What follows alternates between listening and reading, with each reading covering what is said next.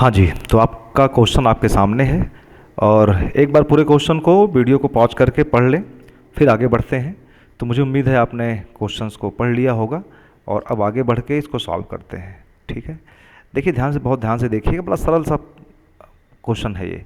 क्या कह रहा है कि दो मास है, एक मास 1 केजी का है, एक मास 2 केजी का है। ये मास मान लेते हैं ये 1 केजी का है, ये गिवन है, मानना क्या है, और ये 2 केजी का मास है। क्लियर? ठीक है। और दोनों ही मास एक स्ट्रिंग से बंधे हुए हैं, दो स्ट्रिंग से बंधे हुए हैं, जिसमें स्ट्रिंग की लेंथ भी दी गई है। तो स्ट्रिंग की लेंथ कितनी है?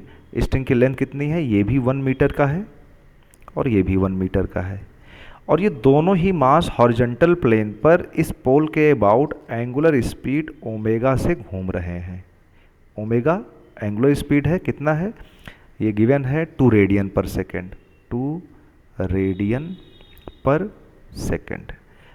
क्वेश्चन ये पूछ रहा है कि इसके घूमने की वजह से जो रस्सी में टेंशन होगा वो निकालना है। ये ठीक वैसे ही है जैसे हम लोग एक पत्थर को धागे में बांध के पतंग पतंग उड़ाते हैं तो रोटेट करते हैं। चलिए आगे बढ़ा जाए।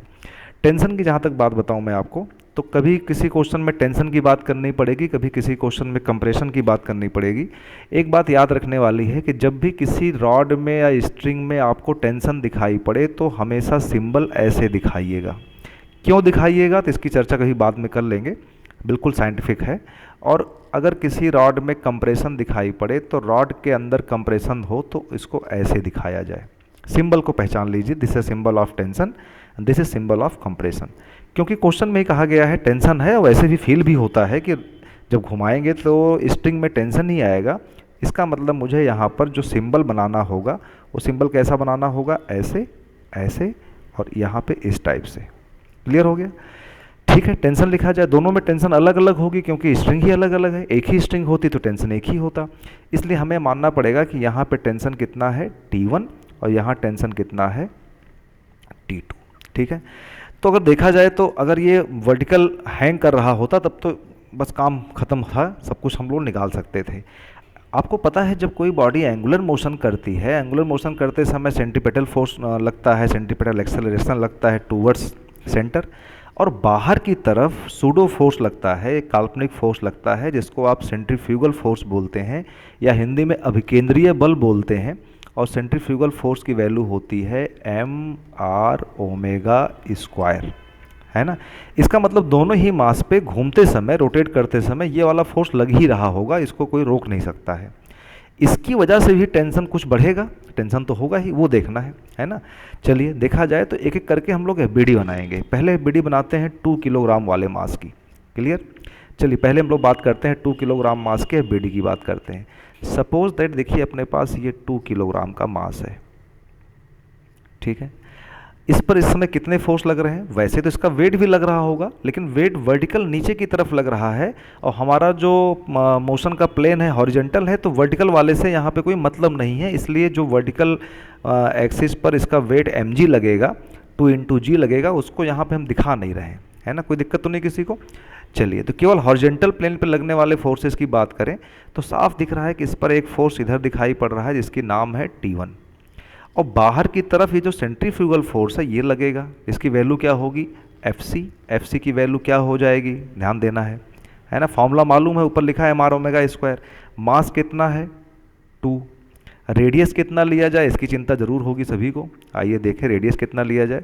तो रेडियस की बात की जाए तो रेडियस को हम लोग कह सकते हैं, देखिए ध्यान से, 2 किलोग्राम का जो सेंटर होगा यहाँ पे होगा, पोल यहाँ पर है, तो यहाँ से लेकर यहाँ तक का अगर रेडियस लिया जाएगा तो इस मास का रेडियस ऑफ रोटेशन, है ना, ये मिल जाएगा। इसका मतलब यहाँ पे रेडियस की वैल्यू कितनी हो जानी चाहिए? तो रेडियस की वैल्यू 1 + 1 2 मीटर हो जाना चाहिए। तो 2 × 2 हो गया, है ना।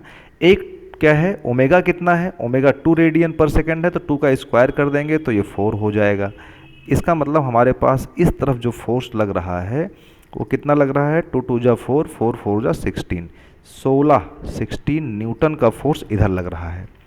और इस बाहर की तरफ 16 न्यूटन, अंदर की तरफ टेंशन, क्योंकि ये जो बॉडी है इस वक्त इक्विलिब्रियम में है। ये बॉडी किस में है? ये बॉडी हमारी इक्विलिब्रियम में है ना। डायनामिक इक्विलिब्रियम कहते हैं सूडो फोर्स लगाने के बाद है ना, इक्विलिब्रियम में है, इसलिए इसमें हम एक कंडीशन अप्लाई कर सकते हैं, condition of equilibrium, that is sigma F X equal to zero. बात समझ में आ रही है, sigma F X equal to zero.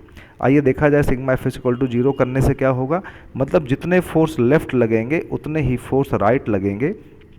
तो लेफ्ट फोर्स कितना हुआ T1 और राइट फोर्स कितना हो गया FC। FC की वैल्यू कितनी है 16 न्यूटन। इस बेसिस पे एक आंसर अपने पास आ गया कि इस स्ट्रिंग में जो टेंशन होगी वो 16 न्यूटन होगी। ठीक है ना, बिल्कुल इसी तरीके से अब फिर से बात करते हैं, जो दूसरा हमारे पास ब्लॉक है उसमें टेंशन कितनी लग रही है। आइए देखा जाए, तो ये जो दूसरा ब्लॉक है 1 किलोग्राम वाला, 1 kg का, ज़रा इसके BD की बात करें इसी तरीके से, देखिए ध्यान से, ये 1 kg का मास है और इस पर क्या क्या फोर्सेस लग रहे हैं वो दिखाई पड़ेगा सबको। जो अभी डायरेक्टली दिख रहा है उसकी बात कर लें, इधर तो लग रहा है T1, सॉरी T2 लग रहा है, इधर लग रहा है T1, है ना, और T1 की वैल्यू आप कैलकुलेट कर चुके हैं, दैट इज 16 न्यूटन। ठीक है, इसके अलावा इसके ऊपर एक फोर्स तो और लगना चाहिए, क्योंकि रोटेट तो ये भी कर रहा है, रोटेट कर रहा होगा तो इसके सेंटर पे वही जो सेंट्रीफ्यूगल फोर्स है बाहर की तरफ, वो एक फोर्स इस पे और लगेगा, FC, है ना। और FC का फॉर्मूला सभी को मालूम है, mr ओमेगा स्क्वायर। बस मुद्दा ये है कि मास तो पता है 1 किलोग्राम, रेडियस क्या होगा वो देख लें, ओमेगा तो पता ही है 2 रेडियन पर सेकेंड। अब इसके अगर रेडियस की हम लोग चर्चा करेंगे तो रेडियस में क्या दिखाई पड़ेगा, कहेंगे भाई कि जो रेडियस होगा वो रेडियस इसका सेंटर यहाँ पे और ये डिस्टेंस जो होगी ये इसका रेडियस कहलाएगा। तो कितना हो गया 1 मीटर। जाहिर सी बात है जो बॉडी का जो विड्थ है, उसकी चौड़ाई मोटाई है, उसको हम लोग यहाँ पे इग्नोर कर रहे हैं। तो FC की वैल्यू क्या हो जाएगी, mr ओमेगा स्क्वायर। M की वैल्यू क्या है 1, R की वैल्यू क्या है 1, ओमेगा की वैल्यू क्या है 2 का स्क्वायर मतलब 4। ठीक है ना, तो आपको FC की वैल्यू कितनी मिल गई, ये वैल्यू जो FC की मिल गई वो कितनी मिल गई, ये बिल्कुल साफ सबको दिखाई पड़ रही है कि FC इज इक्वल टू क्या हो गया, ये हो गया 4 न्यूटन। सिमिलरली ये बॉडी भी अपने पास किस में है, ये बॉडी भी अपने पास इक्विलिब्रियम में ही तो है, ये बॉडी भी हमारी किस में है, इक्विलिब्रियम में। मतलब sigma F X is equal to zero ये भी फॉलो करेगा, sigma F X is equal to zero follow करेगा। तो जितने फोर्स लेफ्ट होंगे उतने फोर्स राइट होंगे। तो T2 की वैल्यू क्लियर सबको दिखाई पड़ने लगी कि T1 होगी 16 न्यूटन और प्लस सेंट्रीफ्यूगल फोर्स काम करेगा 4 न्यूटन।